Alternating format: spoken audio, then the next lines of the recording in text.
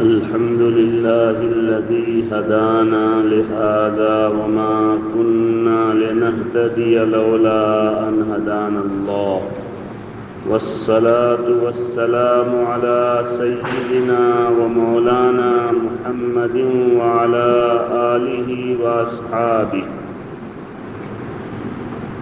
أما بعد قال الله تبارك وتعالى أعوذ بالله من الشيطان الرجيم بسم الله الرحمن الرحيم وإذ تأذن ربكم لئن شكرتم لأزيدنكم ولئن كفرتم إن عذابي لشديد صدق الله مولانا العظيم۔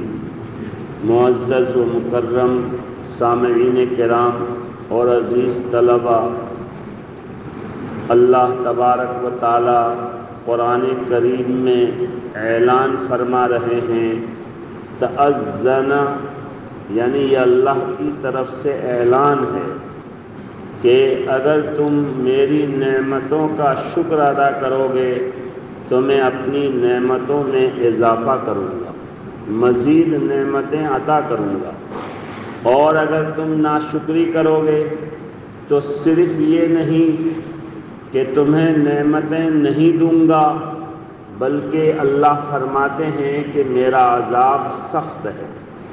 جب انسان نعمتوں کی ناشکری کرتا ہے تو نعمت چھن بھی جاتی ہے اور مزید اللہ کے یہاں ان سے باز پرس ہوگی، ان سے پوچھا جائے گا کہ تم نے میری نعمتوں کی ناشکری کیوں کی، اور اس پر اللہ کی پکڑ اور اللہ کا عذاب ہوگا۔ ظاہر ہے اللہ تعالیٰ کی بے شمار نعمتیں ہم سب پر ہیں۔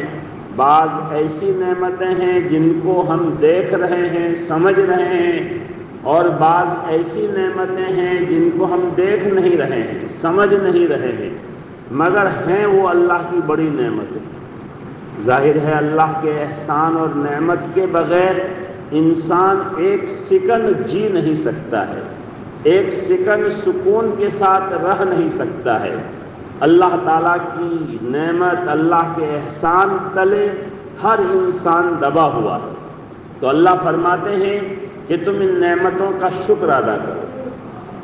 ایک شکر تو ہے کہ آدمی زبان سے الحمدللہ کہہ دے، اللہ تیرا شکر کہہ دے، لیکن اصل شکر ہے کہ نعمت کا آدمی عملی شکر ادا کرے۔ ہر نعمت کے عملی شکر کا الگ الگ طریقہ ہے۔ چنانچہ قرآن کریم میں اللہ تعالیٰ نے اپنے حبیب صلی اللہ علیہ وسلم پر 3 نعمتوں کا خاص طور سے تذکرہ فرمایا، اور تینوں نعمت کے شکر ادا کرنے کا الگ الگ طریقہ بتایا۔ چنانچہ سورہ والضحیٰ میں ہے، أَلَمْ يَجِدْكَ يَتِيمًا فَآوَى وَوَجَدَكَ ضَالًّا فَهَدَى وَوَجَدَكَ عَائِلًا فَأَغْنَى۔ اللہ تعالیٰ اپنے نبی کو خطاب کر کے فرماتے ہیں کہ کیا ایسا نہیں ہوا کہ آپ یتیم تھے، اللہ نے آپ کو ٹھکانہ دیا، آپ کے دادا کے دل میں محبت ڈال دی، آپ کے چچا کے دل میں محبت ڈال دی، یتیم درے یتیم ہونے کے باوجود آپ کے لیے باپ کی جگہ میں دادا کا سہارا ملا، تو یہ اللہ کی طرف سے ہوا۔ تو اللہ نے یتیم کو سہارا دیا، اللہ نے ایک نعمت یہ بیان کیا۔ اور آگے اللہ فرماتے ہیں کہ آپ تو امی تھے، بالکل پڑھے لکھے نہیں تھے، لیکن اللہ نے آپ پر علم کا دریا بہا دیا۔ وَوَجَدَكَ ضَالًّا، علوم شریعت سے اللہ نے آپ کو ناواقف پایا، اور فَهَدَى، اللہ نے علوم شریعت سے اللہ نے واقف کار بنا دیا۔ دوسرا احسان اللہ نے یہ بتایا۔ تیسرا احسان بتایا، وَوَجَدَكَ عَائِلًا فَأَغْنَى، آپ غریب تھے، آپ کا کوئی روزگار نہیں تھا، اللہ نے آپ کو غنی بنا دیا، آپ کے فقر کو دور کر دیا۔ یہ 3 نعمتوں کو بیان کر کے اللہ تبارک و تعالی تینوں نعمت کے شکر ادا کرنے کا طریقہ بتا رہے ہیں کہ امل یتیم فلا تقہر، چونکہ یتیمی کے زمانے میں اللہ نے آپ کا جو ہے سہارا بنا ہے، اللہ نے آپ کو سہارا دیا ہے، لہذا آئندہ آپ کبھی کسی یتیم کو پر ناراض مت ہوئیے، یتیم کو سہارا دیجیے۔ چنانچہ اللہ کے نبی صلی اللہ علیہ وسلم یتیموں کے ماوا و ملجا تھے، ہمیشہ یتیموں کے لیے سہارا بنتے تھے، کیونکہ یہی احسان اللہ کا آپ پر ہوا تو اللہ نے فرمایا کہ اس احسان کا شکر یہ ہے کہ آپ بھی میرے یتیم بندوں کے لیے سہارا بنے۔ اب ظاہر ہے ایک طریقہ تو یہ بھی تھا کہ اللہ کے نبی اللہ کا شکر ادا کرتے اور کرتے تھے کہ اللہ آپ کا بہت بڑا احسان ہے، میں یتیم تھا آپ نے مجھے سہارا دیا، لیکن اللہ نے فرمایا یہ کافی نہیں ہے، اس کا عملی شکر ضروری ہے کہ اسی طرح کا آپ بھی اللہ کے بندوں کے ساتھ معاملہ کیجیے۔ تیسری نعمت اللہ نے قرآن میں بیان کی کہ آپ فقیر غریب تھے، اللہ نے آپ کو غنی بنا دیا، تو اللہ نے کہا وَأَمَّا السَّائِلَ فَلَا تَنْهَرْ، کہ بھیک مانگنے والے کو آپ کبھی جھڑکیے مت، کبھی ڈانٹیے مت، وہ بیچارہ غریب ہے، ان کے پاس ہے نہیں، اس لیے وہ آپ کے دروازے پر آ کر کھڑا ہوا ہے۔ ایک وقت آپ کے لیے بھی ایسا ہی تھا کہ آپ غریب تھے، لیکن اللہ نے آپ کو مختلف ذرائع سے مالدار بنا دیا، فتوحات کے دروازے کھل گئے۔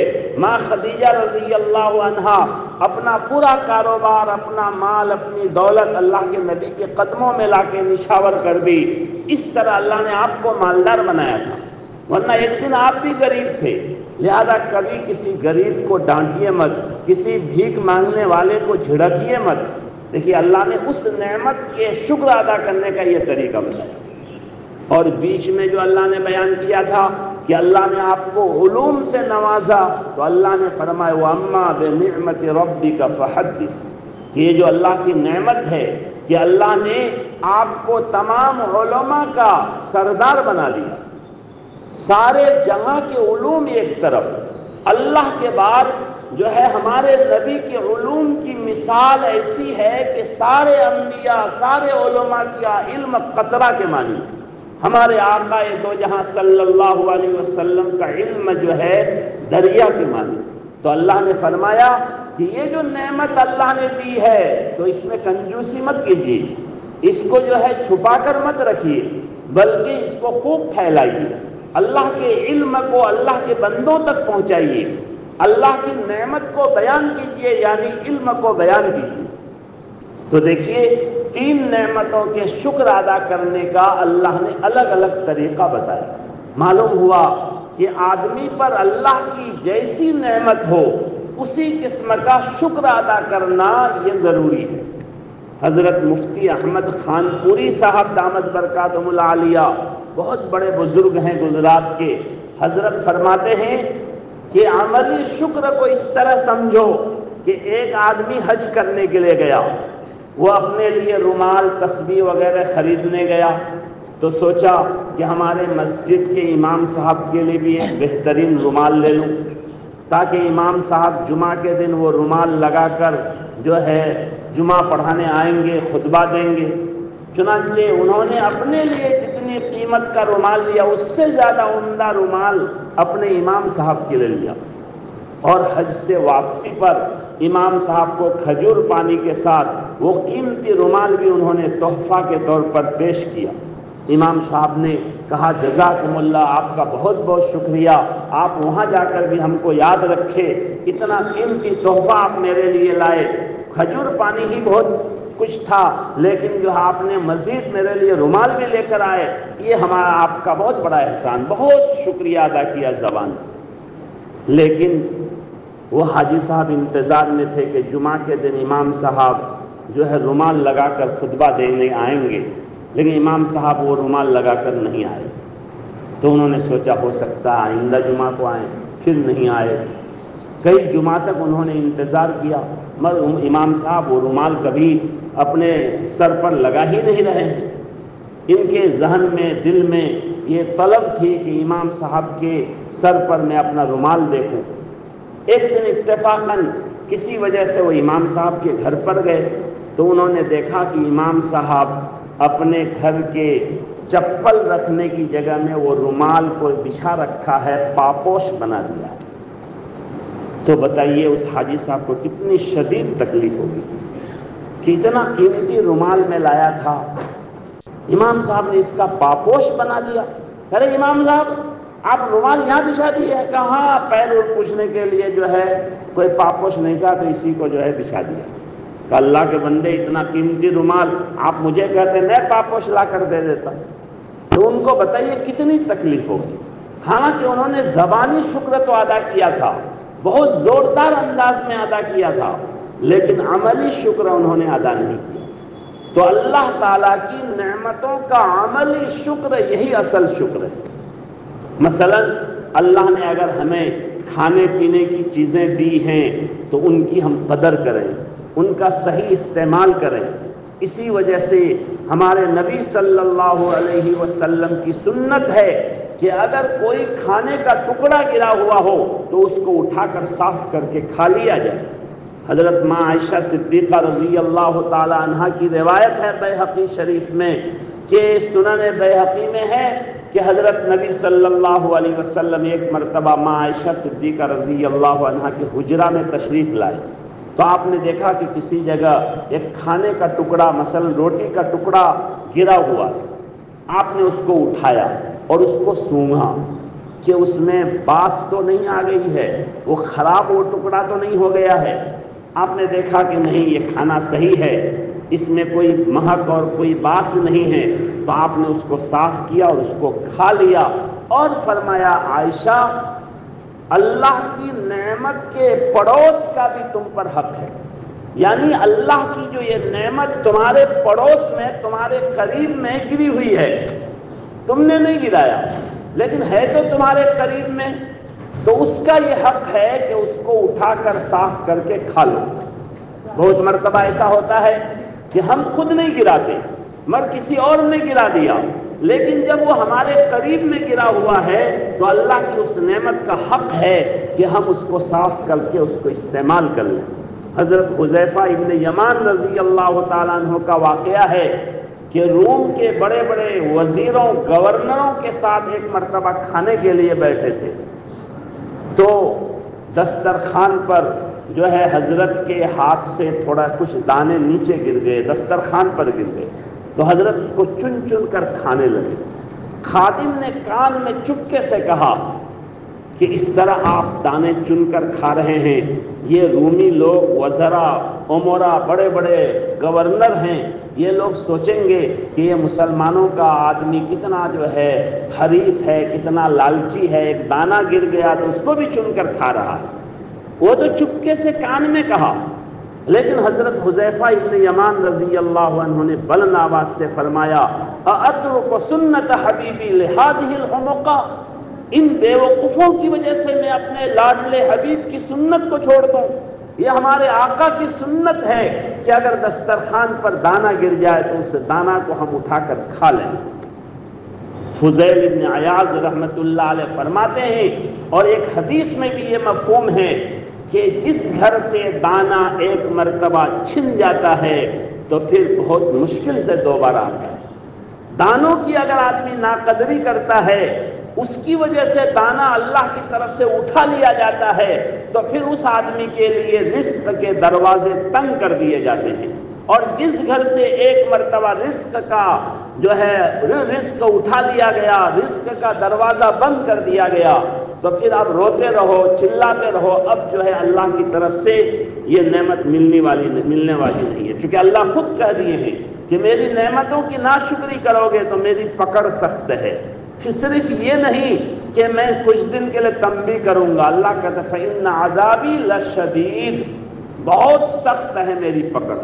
اس لیے ہمیں چاہیے کہ اللہ کی ایک ایک نعمتوں کی قدر کریں، دانوں کی قدر کریں۔ دسترخوان میں جو ہے کوئی دانہ گر جائے تو اس کو چن کر اٹھا کر کھا لیں، پلیٹ کو اچھی طرح صاف کر کے کھائیں۔ حدیث میں آتا ہے کہ آدمی جب پلیٹ کو صاف کر کے جو ہے اس کو چاٹتا ہے تو وہ پلیٹ اور وہ جو ہے تھال بھی ان کے لیے دعائے مغفرت کرتی ہے۔ وہ انگلی بھی دعائے مغفرت کرتی ہے۔ اس لیے اللہ کی نعمتوں کی قدر کرنی چاہیے۔ افسوس کی بات ہے کہ نعمتوں کی فراوانی کی وجہ سے بہت مرتبہ ہمیں احساس نہیں ہوتا کہ یہ نعمت کتنی قیمتی ہے، ہم تک پہنچنے میں اس کے لیے کتنی محنتیں کرنی پڑی ہے۔ اگر ایک دانہ ہے چاول کا، ایک بھات کا، تو وہ دانہ یوں ہی تیار نہیں ہوا ہے، اس کے پیچھے کتنے لوگوں کی محنتیں ہیں، اللہ کی کتنی مخلوقات اس میں لگی ہیں، اللہ کی قدرت کی کیا کیا نشانی اس پر ظاہر ہوئی ہیں، ہمیں اس کا احساس نہیں۔ آج بھی ہمارے مظلوم بھائی ایسے ہیں کہ بیچارے ایک ایک دانہ کے لیے ترس رہے ہیں، خالص اللہ کی رضا کے لیے۔ دشمن نے ان کے لیے ایسی تنگی کا سامان کر دیا کہ ان کے لیے ایک گھونٹ پانی، ایک دانے کی کتنی قدر ہے۔ لیکن افسوس کی بات ہے کہ ہم دانوں کی قدر نہیں کرتے، کھانے کی قدر نہیں کرتے، جو ہے کھانا یہاں وہاں پھینک دیتے ہیں۔ حالانکہ اگر کھانا خراب بھی ہو جائے تو اس کو جانور کو کھلا دیا جائے، اس کو جو ہے اچھی جگہ میں ڈالا جائے، اس کی ناقدری نہ ہو، وہ اللہ کی نعمت ہے۔ اللہ کے نبی علیہ السلام نے یہ نہیں پسند کیا کہ میز پر کھانا رکھا جائے۔ کیوں کہ کھانا اگر دسترخوان پر رکھ کر کھایا جائے گا تو آدمی کے اندر جھکاؤ ہوگا، اس نعمت کی قدر ہوگی، اور اگر میز پر ٹیبل پر کھانا رکھ کر کھایا جائے گا تو آدمی سینہ تان کے کھانا پڑے گا، جھک کر جو ہے جھکاؤ نہیں ہوگا۔ ایک وجہ یہ بھی ہے۔ معلوم ہوا کہ ایک نعمت کی ہمیں قدر کرنی چاہیے، اس کو اللہ کی طرف سے سمجھنا چاہیے، اس لیے اس کو جو ہے اس کو برباد نہیں کرنا چاہیے۔ اسی طرح اللہ کی اور بہت ساری نعمت ہے، صحت بھی اللہ کی نعمت ہے، ہم کو اگر وقت ملا ہے، فرصت ملی ہے، یہ بھی اللہ کی نعمت ہے۔ حدیث میں ہے نعمتان مغبون فیہما کثیر من الناس الصحۃ والفراغ، دو نعمتیں ایسی ہیں جن میں تو اکثر لوگ دھوکے میں رہتے ہیں، ایک صحت کی نعمت اور ایک فرصت کی نعمت۔ صحت کے زمانے میں آدمی صحت کی قدر نہیں کرتا، نشے کی چیزیں، گٹکا کھا کر، اس طرح کے نشے والی چیزوں کو استعمال کر کے اپنی صحت خراب کر دیتا ہے، غلط چیزیں دیکھ کر، موبائل کا زیادہ استعمال کر کے اپنی آنکھوں کو خراب کر لیتا ہے، تو یہ صحت کی نعمت کی قدر نہیں کرتا، اس میں دھوکے میں رہتا ہے اور بعد میں پھر پچھتاوا ہوتا ہے۔ اور ایک فرصت کی نعمت، وقت ملا ہے تو تلاوت کریں، اللہ کو یاد کریں، سو جائیں، لغو و لایانی چیزوں میں اپنے آپ کو نہ لگیں، یہ اللہ کی نعمت کی ناقدری ہے۔ یہ جو ٹائم ہم کو ملا ہے، چاہے 2 منٹ کا ہو، 5 منٹ کا ہو، یہ ٹائم بھی اللہ کی نعمت ہے، اس کے بارے میں بھی اللہ کے یہاں سوال ہوگا کہ ہم نے اس ٹائم کو کیسا استعمال کیا۔ یہ ٹائم خود ہمارے خلاف گواہ بنے گا۔ قیامت کے دن جو مختلف گواہیاں اللہ کے سامنے پیش ہوں گی، ان میں زمین گواہ بنے گی کہ میرے اوپر انہوں نے یہ کام کیا تھا۔ اسی طرح یہ زمانہ اور وقت اور ٹائم گواہ بنے گا کہ اے اللہ میرے اندر انہوں نے یہ غلط کام کیا تھا۔ اس لیے ہمیں چاہیے کہ اللہ کی ہر نعمت کی اچھی طرح ہم قدر کریں۔ ہمارے طلب عزیز سے بھی یہ اپیل ہے کہ دانے کی قدر کریں، کھانا یہاں وہاں نہ پھینکیں، دسترخوان میں جو ہے بیٹھ کر کھائیں، اگر کھانا زیادہ ہو گیا تو اس کو جو ہے پھر صحیح جگہ میں ڈالیں، اور کوشش کریں کہ ہم اتنا ہی کھانا لیں جتنا ہم سے کھایا جائے۔ ہم آج اگر کھانا ضائع کر رہے ہیں، ہم سمجھ رہے ہیں کہ ہمارا کچھ نہیں جا رہا ہے، یہ تو مدرسے کا کھانا ہے، قوم کا کھانا ہے، مگر حقیقتاً اس ناقدری کا خمیازہ خود ہم کو بھگتنا پڑے گا، چاہے ہمارا کھانا نہ ہو۔ ہم ناقدری کر رہے ہیں، اس کی جو پکڑ ہوگی اور ہمارے مقدر سے دانہ اللہ نہ کرے اٹھ گیا تو اس کا جو ہے کہ سزا تو ہم کو بھگتنی پڑے گی۔ اس لیے چاہے اپنا کھانا ہو یا دعوت کا کھانا ہو یا کسی دوسرے کا کھانا ہو، وہ اللہ کی نعمت ہے، اس لیے ہر حال میں اس کی قدر کرنی چاہیے۔ اللہ تبارک و تعالی ہم سب کو اپنی تمام نعمتوں کی صحیح قدردانی کی توفیق عطا فرمائے، اور جو ہے زبانی عملی ہر طرح سے ہم اللہ کا شکر ادا کرنے والے بنے، شاکرین بندوں میں اللہ ہمارا جو ہے شمار فرمائے۔ وآخر دعوانا الحمد للہ رب العالمین۔